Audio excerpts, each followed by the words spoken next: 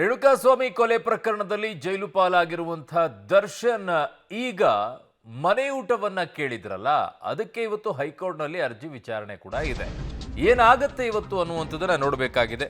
ದಿನಕ್ಕೊಬ್ರು ಕೊಲೆ ಕೇಸ್ ಆರೋಪಿಗಳಿಂದ ಈಗ ಬೇಲ್ಗಾಗಿ ಅರ್ಜಿಯನ್ನ ಸಲ್ಲಿಸ್ತಾ ಇದ್ದಾರೆ. ಆದರೆ ಈವರೆಗೂ ಕೂಡ ಜಾಮೀನಿಗಾಗಿ ಅರ್ಜಿಯನ್ನ ದರ್ಶನ್ ಸಲ್ಲಿಸೇ ಇಲ್ಲ. ಆದರೆ ಮನೆ ಊಟಕ್ಕೆ ಮಾತ್ರ ಪರಿತಪಿಸ್ತಾ ಇದ್ದಾರೆ.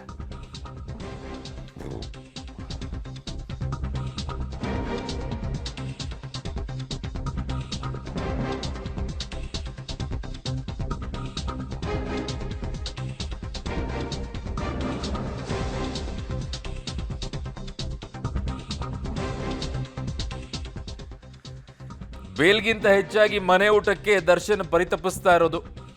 ಇವತ್ತು ಹೈಕೋರ್ಟ್ನಲ್ಲಿ ದರ್ಶನ್ ಮನೆ ಊಟದ ಅರ್ಜಿ ವಿಚಾರಣೆ ಕೂಡ ಇದೆ. ಜೈಲಾಧಿಕಾರಿಗಳಿಗೆ ವರದಿ ನೀಡಲು ಹೈಕೋರ್ಟ್ ತಿಳಿಸಿತ್ತು ಕಳೆದ ಬಾರಿಯ ವಿಚಾರಣೆಯಲ್ಲಿ. ಇವತ್ತು ಹೈಕೋರ್ಟ್ನಲ್ಲಿ ವಾದ ಪ್ರತಿವಾದ ನಡೆಯಲಿದೆ. ಇವತ್ತಾದರೂ ಏನಾದರೂ ಮನೆ ಊಟ ಸಿಗುತ್ತಾ? ಬೇಲ್ಗಿಂತ ಹೆಚ್ಚಾಗಿ ಮನೆ ಊಟ ಬಗ್ಗೆ ಅವರು ಬಹಳ ಪರಿತಪಿಸ್ತಾ ಇದ್ದಾರೆ. ಇನ್ನುಳಿದಂಥ ಆರೋಪಿಗಳೆಲ್ಲ ಬೇಲ್ಗಾಗಿ ಅರ್ಜಿ ಸಲ್ಲಿಸ್ತಾ ಇದ್ದಾರೆ. ಆರೋಪಿ ಒಂದು ಆಗಿರುವಂತಹ ಪವಿತ್ರ ಗೌಡ ಸಹ ಬೇಲ್ಗಾಗಿ ಅರ್ಜಿಯನ್ನು ಸಲ್ಲಿಕೆ ಮಾಡಿ. ಆದರೆ ದರ್ಶನ್ ಮಾತ್ರ ಇಲ್ಲಿಯವರೆಗೂ ಕೂಡ ಬೇಲ್ಗೆ ಅರ್ಜಿಯನ್ನು ಸಲ್ಲಿಕೆಯನ್ನು ಮಾಡಿಲ್ಲ. ಇನ್ನುಳಿದಂಥ ಆರೋಪಿಗಳೆಲ್ಲರೂ ಕೂಡ ಬೇಲ್ಗಾಗಿ ಅರ್ಜಿಯನ್ನು ಸಲ್ಲಿಕೆ ಮಾಡಿದ್ದಾರೆ. ಇವರು ಮಾತ್ರ ಮನೆ ಊಟಕ್ಕೋಸ್ಕರ ಮಾತ್ರ ಅರ್ಜಿಯನ್ನು ಸಲ್ಲಿಕೆಯನ್ನು ಮಾಡ್ತಾ ಇದ್ದಾರೆ. ಇವತ್ತು ಹೈಕೋರ್ಟಲ್ಲಿ ಇದರ ವಿಚಾರಣೆ ಕೂಡ ಇದೆ.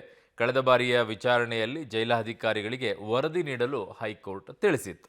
ನನ್ನ ಸಹೋದ್ಯೋಗಿ ಮತ್ತೊಂದು ಮಾಹಿತಿಯನ್ನು ಪಡ್ಕೊಳ್ಳೋಣ. ನನ್ನ ಕ್ರೈಮ್ ಬ್ಯೂರೋಯಿಂದ ನರಸಿಂಹಮೂರ್ತಿ ನನ್ನ ಸಂಪರ್ಕಕ್ಕೆ ಸಿಗ್ತಾ ಇದ್ದಾರೆ. ನರಸಿಂಹಮೂರ್ತಿ, ಭಾಳ ಇಂಟ್ರೆಸ್ಟಿಂಗ್ ಫ್ಯಾಕ್ಟರ್ ಅಂತ ಕಾಣಿಸುತ್ತೆ. ಅಂದರೆ ಚಾರ್ಜ್ ಶೀಟ್ ಸಲ್ಲಿಕೆ ಆಗಲಿ, ಆಮೇಲೆ ಬೇಲ್ ಸಲ್ಲಿಸೋಣ ಅಂತ ಇರಬಹುದೇನೋ. ಕಾರಣ ಚಾರ್ಜ್ ಶೀಟಲ್ಲಿ ಏನು ಉಲ್ಲೇಖ ಆಗುತ್ತೆ ಅದಕ್ಕೆ ತಕ್ಕಂಗೆ ಕಾರಣ ಆರೋಪಿ 1 ಇದ್ದವರು ಆರೋಪಿ 4 ಆಗ್ಬೋದು, ಆರೋಪಿ 7 ಇದ್ದವರು ಆರೋಪಿ 1 ಆಗಬಹುದು. ಚಾನ್ಸಸ್ ತುಂಬ ಇರುತ್ತೆ. ಹಾಗಾಗಿ ವೇಟ್ ಮಾಡ್ತಾ ಇದ್ರೇನೋ ಗೊತ್ತಿಲ್ಲ. ಬಟ್ ಬೇಲ್ಗಿಂತ ಹೆಚ್ಚಾಗಿ ಮನೆ ಊಟದ ಬಗ್ಗೆ ಸಿಕ್ಕಾಪಟ್ಟೆ ಟೆನ್ಷನ್ ತೆಗೆದುಕೊಂಡಂಗಿದೆ ದರ್ಶನ್ ಅವರು. ನಿಜ ಅರುಣ್, ಯಾಕಂತ ಹೇಳಿದ್ರೆ ಯಾವಾಗ ಕೆಳಹಂತದ ನ್ಯಾಯಾಲಯದಲ್ಲಿ ಸೆಷನ್ಸ್ ಕೋರ್ಟ್ನಲ್ಲಿ ದರ್ಶನ್ ಸಲ್ಲಿಸಿದಂತಹ ಮನೆ ಊಟದ ಅರ್ಜಿ ವಜಾ ಆಯಿತು, ಆ ಬಳಿಕ ಮತ್ತೆ ಹೈಕೋರ್ಟ್ನ ಕದ ತಟ್ಟುವ ಕೆಲಸವನ್ನ ದರ್ಶನ್ ಪರ ವಕೀಲರು ಮಾಡಿದ್ದಾರೆ. ಕಾರಣ ದರ್ಶನ್ ಮನೆ ಊಟ ಪಡೆಯೋದಕ್ಕೆ ಯೋಗ್ಯರಿದ್ದಾರೆ, ಹಾಗಾಗಿ ಆರೋಗ್ಯ ಹದಗೆಡ್ತಿದೆ, ಬೆನ್ನೋವಿದೆ, ಮತ್ತು ಜೈಲೂಟ ಹೋಗ್ತಿಲ್ಲ, ಮತ್ತು ಅವ್ರಿಗೊಂದಷ್ಟು ವಿಟಮಿನ್ ಬೇಕಾದಂತಹ ಫುಡ್ ಬೇಕು. ಯಾಕಂತ ಹೇಳಿದ್ರೆ ಅವರು ಸಿನಿಮಾ ನಟ, ಅದರ ಜೊತೆಗೆ ಒಂದಷ್ಟು ವ್ಯಾಯಾಮಗಳನ್ನು ಮಾಡ್ತಿರ್ತಾರೆ, ಜಿಮ್ಮನ್ನು ಮಾಡ್ತಿರ್ತಾರೆ. ಹೀಗಾಗಿ ಒಳ್ಳೆಯ ಊಟದ ಅವಶ್ಯಕತೆ ಇದೆ. ಹೀಗಾಗಿ ಮನೆ ಊಟಕ್ಕೆ ಅವಕಾಶವನ್ನು ಮಾಡಿಕೊಡ್ಬೇಕು ಅನ್ನೋ ನಿಟ್ಟಿನಲ್ಲಿ ದರ್ಶನ್ ಪರ ವಕೀಲರು ಸೆಷನ್ಸ್ ಕೋರ್ಟ್ನಲ್ಲಿ ವಾದವನ್ನು ಮಾಡಿದರು. ಮತ್ತು ಹೈಕೋರ್ಟ್ನಲ್ಲಿ ಈ ಅರ್ಜಿಯ ವಿಚಾರಣೆ ಬಂದಂತಹ ಸಂದರ್ಭದಲ್ಲಿ ಇದೀಗ ಜೈಲಾಧಿಕಾರಿಗಳಿಗೆ ಹೈಕೋರ್ಟ್ನ ನ್ಯಾಯಮೂರ್ತಿಗಳು ಒಂದು ಆದೇಶವನ್ನು ನೀಡಿದ್ದಾರೆ. 10 ದಿನಗಳ ಒಳಗಾಗಿ ವರದಿ ನೀಡುವಂತೆ ಸೂಚನೆಯನ್ನು ಕೊಟ್ಟಿದ್ದಾರೆ. ಅಂದರೆ ತಾವು ಮನೆ ಊಟವನ್ನು ಕೊಡೋದಕ್ಕೆ ಅವಕಾಶವನ್ನು ಕೊಡ್ತೀರಾ ಇಲ್ವಾ ಅಂತೇಳಿ. ಬಹುತೇಕ ಇದೀಗ ಜೈಲಾಧಿಕಾರಿಗಳು ಮನೆ ಊಟಕ್ಕೆ ಒಪ್ಕೊಳ್ತಕ್ಕಂಥ ಸಾಧ್ಯತೆ ತೀರಾ ಕಡಿಮೆ ಇದೆ. ಇವತ್ತು ಜೈಲಾಧಿಕಾರಿಗಳು ಮಾನ್ಯ ನ್ಯಾಯಮೂರ್ತಿಗಳಿಗೆ ಹೈಕೋರ್ಟ್ಗೆ ಇವತ್ತು ಆ ವರದಿಯನ್ನು ಸಲ್ಲಿಕೆ ಮಾಡಲಿದ್ದಾರೆ.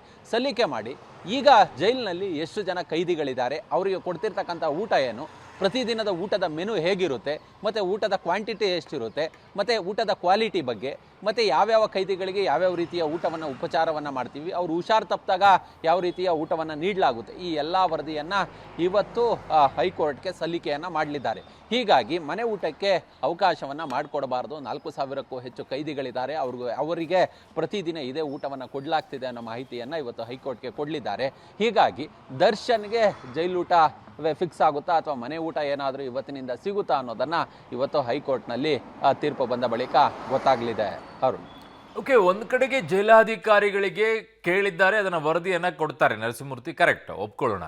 ಬಟ್ ನಿಯಮಗಳ ಪ್ರಕಾರ ಇವರ ಆರೋಗ್ಯದಲ್ಲಿ ಏನಾದರೂ ತುಂಬ ವ್ಯತ್ಯಾಸಗಳಾಗಿದ್ದಾಗ ಮಾತ್ರ ಒಂದು 10 ರಿಂದ 15 ದಿನಗಳವರೆಗೂ ಕೂಡ ಅದಕ್ಕೆ ಅವಕಾಶವನ್ನು ಮಾಡಿಕೊಡೋಕೆ ನಿಯಮಗಳಲ್ಲಿ ಲಭ್ಯತೆ ಇದೆ.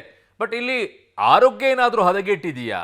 ಪದೇ ಪದೇ ಏನಾದರೂ ವೈದ್ಯರ ಕಡೆ ಹೋಗಿ ಈ ಥರ ಆಗ್ತಾ ಇದೆ ಅಂತ ಏನಾದರೂ ಹೇಳ್ಕೊಳ್ತಾ ಇದ್ದಾರೆ? ಏನಾದರೂ ಜೈಲಿನ ಮೂಲಗಳಿಂದ ಈ ಮಾಹಿತಿ ಏನಾದರೂ ಲಭ್ಯವಾಗ್ತಾ ಇದೆ ನರಸಿಂಹಮೂರ್ತಿ? ಅರುಣ್ಣ, ಯಾವಾಗ ದರ್ಶನ್ಗೆ ಆರೋಗ್ಯ ಹದಗೆಡ್ತೋ ಆ ಸಂದರ್ಭದಲ್ಲಿ ಜೈಲಿನ ಆಸ್ಪತ್ರೆಯಲ್ಲಿ ಚಿಕಿತ್ಸೆ ಕೊಡಿಸುವ ಕೆಲಸವನ್ನು ಮಾಡಲಾಗಿದೆ. ಅಂದರೆ ಎಲ್ಲೋ ಒಂದು ಕಡೆ ಈ ಸುಸ್ತು ಮತ್ತು ಸರಿಯಾಗಿ ಊಟ ಸೇರದೇ ಇರೋದು, ಈ ರೀತಿಯಾದಂತಹ ಆರಂಭದಲ್ಲಿ ಪ್ರಾಬ್ಲಮ್ ಇತ್ತು. ಈಗ ಅವರಿಗೆ ಯಾವುದೇ ರೀತಿಯಾದಂತಹ ಪ್ರಾಬ್ಲಮ್ ಇಲ್ಲ. ಯಾವಾಗ ವಿಚಾರಣಾ ನ್ಯಾಯಾಲಯದಲ್ಲಿ ಈ ವಿಚಾರವನ್ನು ಪ್ರಸ್ತಾಪಕ್ಕೆ ಬಂದಂತಹ ಸಂದರ್ಭದಲ್ಲಿ SPP ಪ್ರಸನ್ನ ಕುಮಾರ್ ಅವರು ಪ್ರಬಲವಾಗಿ ವಾದವನ್ನು ಮಂಡನೆ ಮಾಡಿದರು. ಇವರು ಪ್ರತಿದಿನ ಬಿರಿಯಾನಿಯನ್ನು ಕೇಳ್ತಾರೆ, ಮಟನ್ ಊಟವನ್ನು ಕೊಡಿ ಅಂತ ಕೇಳಿದ್ರೆ ಕೊಡೋದಕ್ಕೆ ಸಾಧ್ಯ ಇಲ್ಲ. ಏನೋ ಹುಷಾರಿಲ್ಲದಂತಹ ಸಂದರ್ಭದಲ್ಲಿ ಬಿಸಿನೀರನ್ನು ಪ್ರೊವೈಡ್ ಮಾಡಬಹುದು.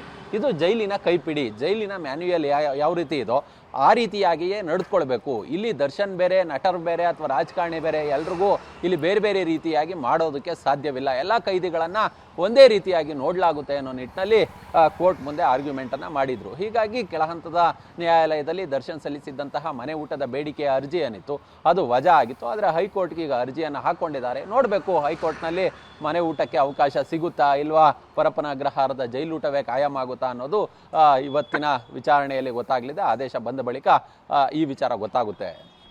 ಓಕೆ ನರಸಿಂಹಮೂರ್ತಿ, ಹಾಗೆ ಸಂಪರ್ಕದಲ್ಲಿ ವಾಪಸ್ ನಿಮ್ಮ ಹತ್ರ ಬರ್ತೀನಿ ನಾನು. ಸೊ ಡಿ ಗ್ಯಾಂಗ್ಗೆ ಈಗ ಮತ್ತೊಂದು ಸಂಕಷ್ಟ ಅಂತ ಹೇಳ್ತಾ ಇದ್ದಾರೆ. ಯಾವ ರೀತಿಯಾದಂಥ ಸಂಕಷ್ಟ ಡಿ ಗ್ಯಾಂಗ್ಗೆ ಈಗ ಬಂದು ತಲುಪ್ತಾ ಇದೆ ನೋಡೋಣ.